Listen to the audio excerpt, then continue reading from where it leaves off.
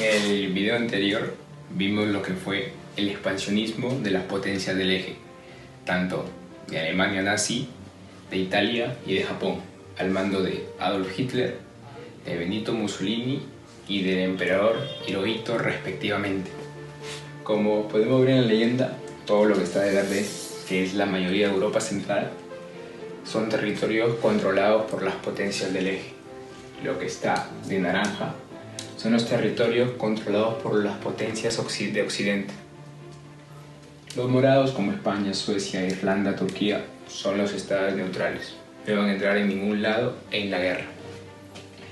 Las principales batallas son las que están con la estrella, que es la batalla de El Alamein, la batalla de Stalingrado y la batalla de Normandía. El azul son los frentes de batalla. Mi compañera, en el video pasado, llegó hasta cuando los alemanes se introdujeron en Stalingrado, la ciudad de Joseph Stalin, el máximo gobernante de la Unión Soviética. Es cierto que los alemanes ocuparon gran parte de Rusia, porque Leningrado había sido totalmente ocupada. En las afueras de Moscú había gran cantidad de ejércitos alemanes. En el sur, el ataque se había detenido por el Cáucaso. Y en Stalingrado, en la ciudad de Stalin, los soviéticos resistían aún. Hitler decía: hemos ocupado Stalingrado. Quedan algunos frentes de resistencia, pero los tumbaremos uno por uno. Es solo cuestión de tiempo. Y es que el 7 de noviembre de 1942 se celebraba un año más de la Revolución Rusa. En el río Volga, el general Zhukov escuchaba las celebraciones, mientras que se ingeniaba una estrategia para que sus frentes de resistencia se mantengan luchando y mantengan a la gente del general de Paulus dentro de Stalingrado. El general de Paulus era un general nazi que era la cabeza del plan Barbarossa. Entonces, el general Zhukov se había ingeniado un plan para entrar por Stalingrado y a su vez en una estrategia pinza por las afueras del río Volga. Los norteamericanos, los británicos apoyaban a los rusos. También la población rusa hizo sacrificios. Las mujeres en fábricas durante 24 horas morían de agotamiento, morían de cansancio, morían de hambre. Sin embargo, esto fue para alcanzar los suficientes suministros para la guerra para los soviéticos. Y es que la producción de Rusia se multiplicó por 10. Pero alejémonos un poco del lado este de Europa y enfoquémonos en África. Libia era controlado por los Afrika Korps. ¿Quiénes eran los Afrika Korps? Era el ejército alemán controlado por el zorro del desierto, Erwin Rommel, al quien Hitler había dominado como el mariscal de campo por sus distintas victorias que había hecho en todo ese territorio. Estaban en Egipto los británicos. Cabe recalcar, como está en la leyenda, estaba dominado por el país de Gran Bretaña. Erwin Rommel quería dirigirse por el canal de Suez. Sin embargo, en Egipto se encontraría con los británicos y se desarrollaría lo que es la batalla del Alamein. Un 23 de octubre de 1942 se inicia esta batalla, que duraría hasta el mes siguiente, en noviembre, donde los alemanes perderían mucha gente, tanto así que la batalla pasaría a términos de que el que tiene más gente es el que se va a llevar la victoria. Hitler le dice a Rommel que no hay otra salida más que la de aguantar. Sin embargo, Churchill sabía que los británicos habían sabido aguantar a los alemanes y se pronuncia: este no es el principio del final, mucho menos el final, pero quizá sea el final del principio. Los británicos, victoriosos, se van por toda Libia. Los aliados también venían por Casablanca, Marruecos, y por Algiers, Argelia. Aquí en Marruecos, un 8 de noviembre, se había desatado una batalla ocasionada por el ataque de la Francia de Vichy a los aliados. ¿Quién era la Francia de Vichy? Hay que recordar que Francia estaba dividida en Francia Libre y en Francia de Vichy.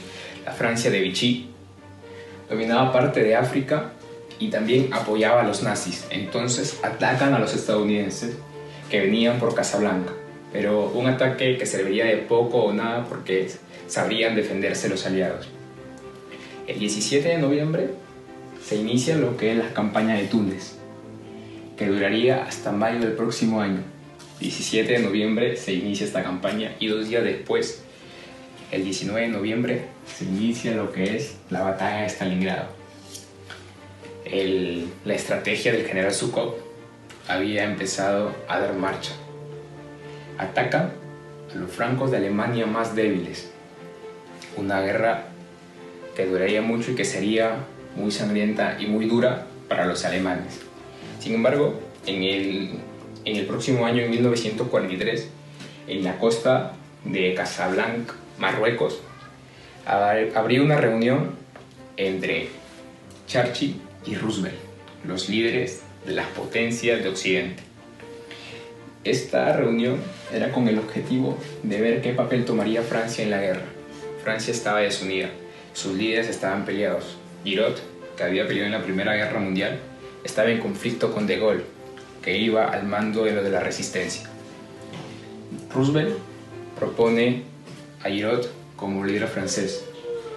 No elige a De Gaulle porque lo ve con todos los atributos de un dictador. Sin embargo, Churchill vuelve a meter en conversación a De Gaulle. Y es así como se llega a la solución final, que Francia debe ir por buen puerto con la unión de estos dos personajes importantísimos para el país galo. Esto se da el 13 de enero. El 22 de enero, la gente del general Zhukov seguía atacando Stalingrado. Seguía atacando Stalingrado constantemente y es así que el 31 de enero el general de Paulus presenta su rendición en Stalingrado. ¿Por qué presenta su rendición de Stalingrado? Porque estaba asqueado de las decisiones del Führer. Con esos términos, estaba asqueado. Porque cuando inició o cuando se vio en apuros el general de Paulus, Hitler le prometió que vendría un ejército. Sin embargo, ese ejército nunca llegó. Creo aquí, y estoy seguro, que en la batalla de Stalingrado, derrota alemana, se empieza a dar el revés de la guerra. Porque recordemos que para Hitler, conquistar Stalingrado era conquistar toda la Unión Soviética. Y si pierde en Stalingrado, pierde en la Unión Soviética también. Entonces, Hitler, muy molesto, planea otro objetivo: Kursk, la batalla de Kursk. ¿Y a quién pone al mando Hitler?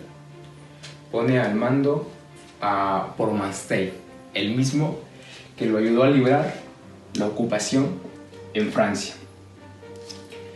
Hitler lo pone a Bormanstein, pero las cosas no cambiarían. Mientras tanto, en la campaña de Túnez, entre el 13 y 16 de mayo, los aliados habían logrado vencer a las fuerzas del eje. Hitler sigue con su objetivo en Kursk. Quiere atacar a Kursk, donde sería la batalla de tanques más grande de toda la historia. Ya mencionamos al general que quería poner al frente. Sin embargo, los aliados, los soviéticos, comenzarían ganando la guerra desde mucho antes porque las fuerzas británicas habían capturado y decodificado la máquina de incautación alemana llamada Enigma, que tenía todos los planes de guerra de los alemanes. Entonces la embajada moscovita, encontrada en Gran Bretaña, envió a Rusia toda esa información.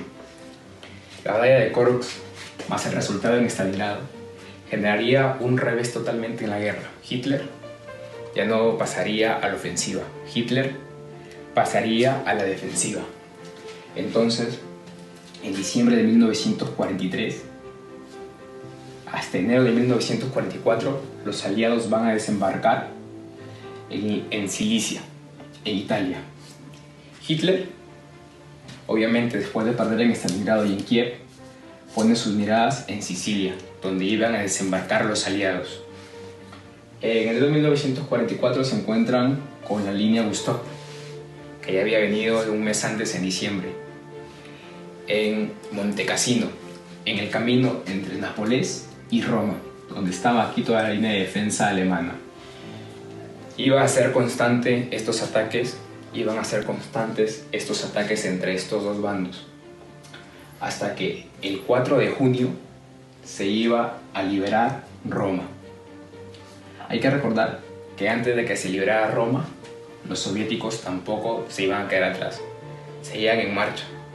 Habían liberado Kiev, la capital de Ucrania.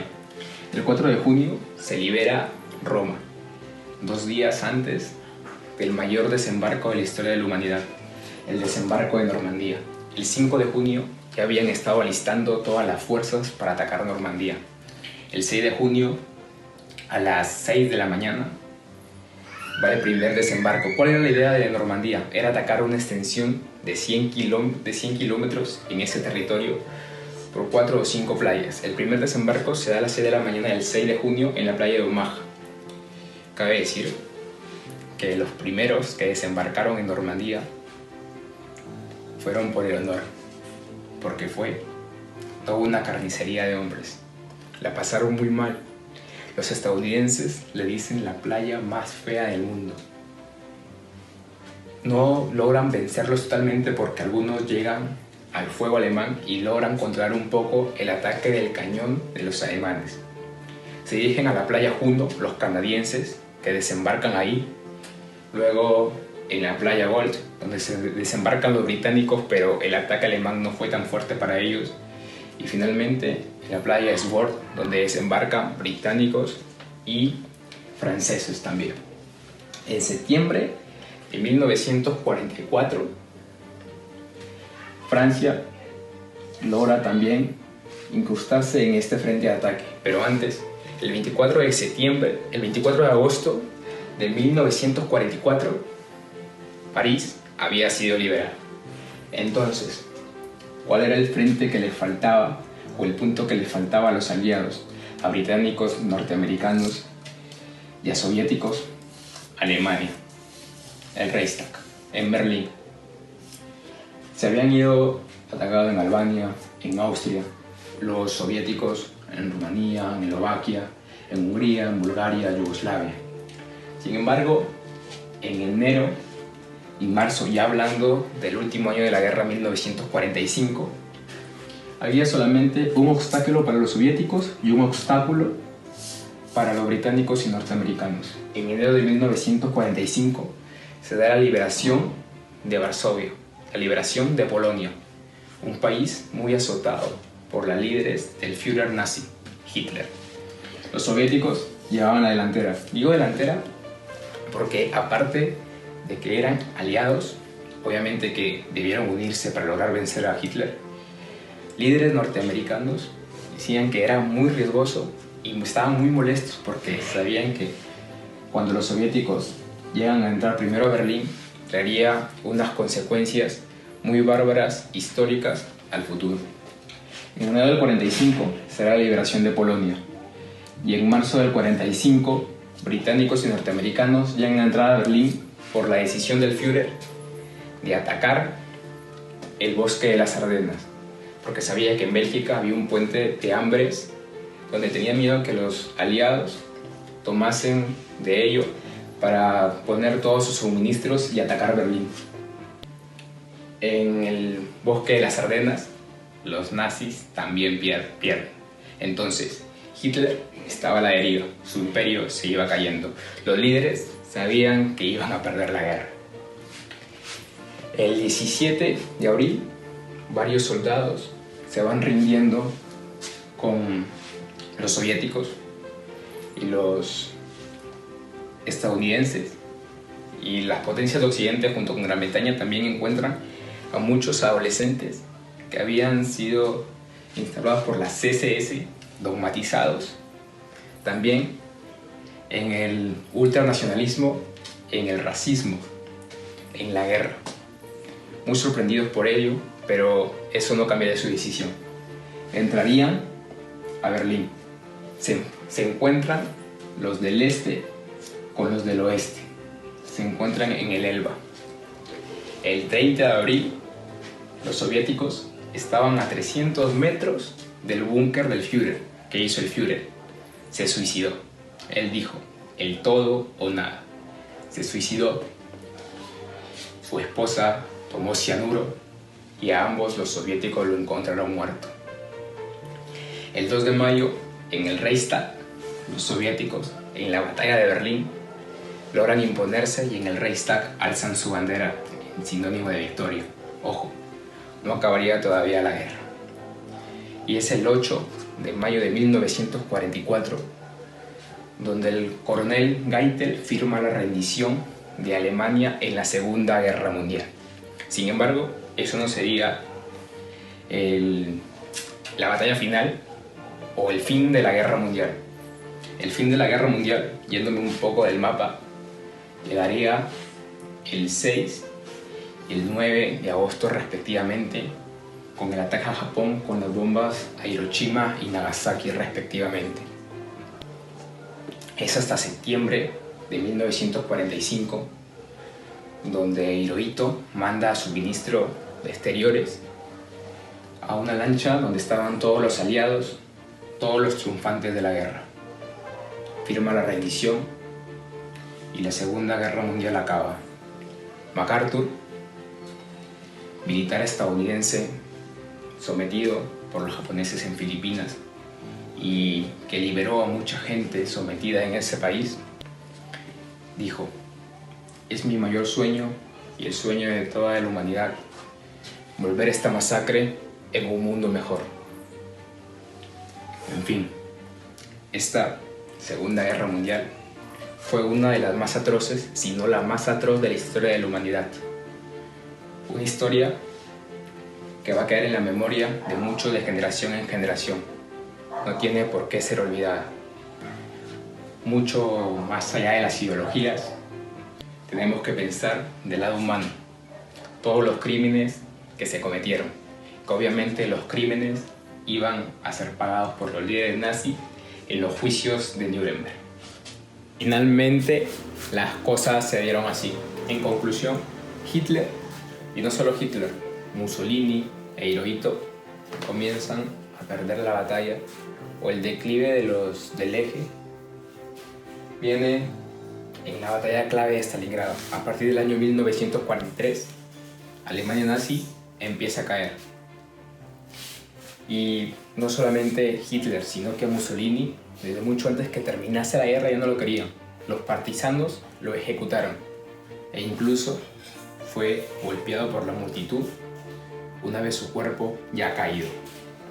Entonces, ¿qué países fueron los que garantizaron la derrota a los nazis? Fue entonces las potencias de Occidente, Gran Bretaña y Estados Unidos, junto con la Unión República Socialista Soviética. Obviamente no hay que dejar de lado a los canadienses, a los polacos que también lucharon, y también, cómo no olvidarnos de la que también tuvo un papel muy importante, Francia, con una unión de sus dos líderes. Esto fue el desenlace de la Segunda Guerra Mundial. Esto fue como Hitler y los nazis y los del eje pasaron de estar a la ofensiva a la defensiva. Y la estrategia, muy buena estrategia, de los aliados para contrarrestar el poderío nazi en la Segunda Guerra Mundial.